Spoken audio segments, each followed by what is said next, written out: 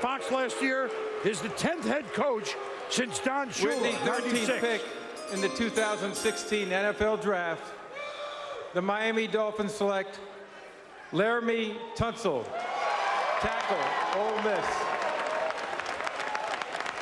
Well, Coach Freeze said just wait a little bit and make the most of your opportunity, and he was right on. Miami takes Tunsil. Well, you think about the Miami Dolphins and Ryan Tannehill making him better than he has been, trying to allow him to get the improvement under Adam Gase that you need. Gase is considered a quarterback whisperer. Got to have pass protection with Tannehill. He's been harassed too much. And Laremy Tunsil has all the talent in the world. He's the #1 player on the board for a reason. This kid has rare ability. When he came back from the suspension this past year, he didn't miss a beat. I mean, you go back, and I understand the career of injuries. You go back to the 7-game suspension this past year for taking impermissible benefits. You go back to the year prior. He missed spring drills recovering from all-season ankle surgery. 2014, missed a couple games due to a partially torn bicep. Bowl game against TCU, a Chick-fil-A Peach Bowl. Fractured fibula. 2013, missed their bowl game due to an injury, a knee injury. So he's had a variety of injuries, guys, but when he's out there on the field, he has been a dominant presence at left tackle 95% of the time. I thought he got a little bored with the opposition, but I'll tell you what, when he's on top of his game, he is a consummate left tackle. There's only one thing this kid has to do, and that's go prove to everybody that he wants this real bad, and he's going to clean up the things you just talked about. That's all he needs to do, because when you turn on the film, this kid has what you're looking for. He's light on his feet. He has a pass set. It just looks so easy for him for a big man. He can redirect. He can do a lot of things naturally. I'm happy for him.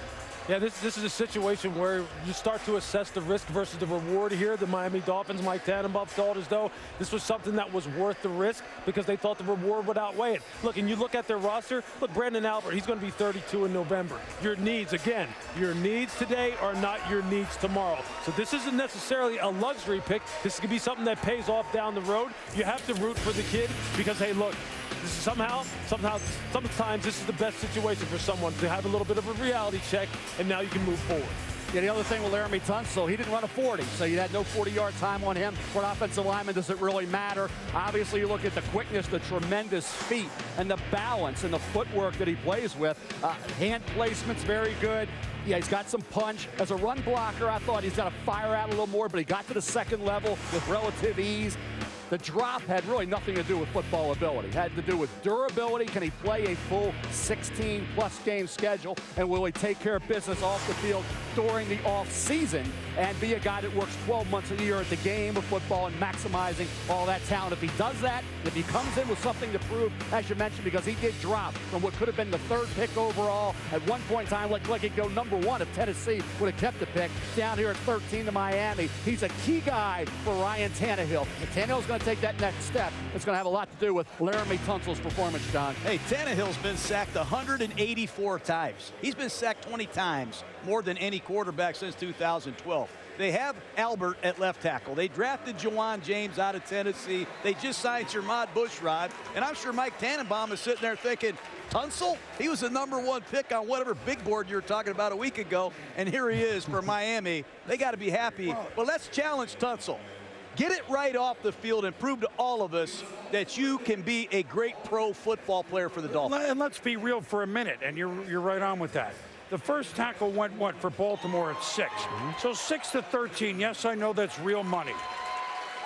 But this is not a slide of unbelievable proportions from 6 to 13. No, it's not. And I'll bet if you looked at their draft board, more than likely, when you start looking at it horizontally, his name is just sticking out up there. Yes. It's sticking out, and you start to weigh, look, again, is the risk worth the reward here, especially when you're talking about a position that he plays, which is a top 5 position on your roster. It's hard to pass that up. If you feel as though that is going to return, that is going to give you the return on investment that you need. And again, you're looking out towards the future, and Brandon Albert's not getting any younger. This just makes sense. You just kind of turn in the card, hope you can corral him, that the kid feels self-motivated to prove people wrong, and you just move on forward. So a big moment of relief for Laremy Tunsil. And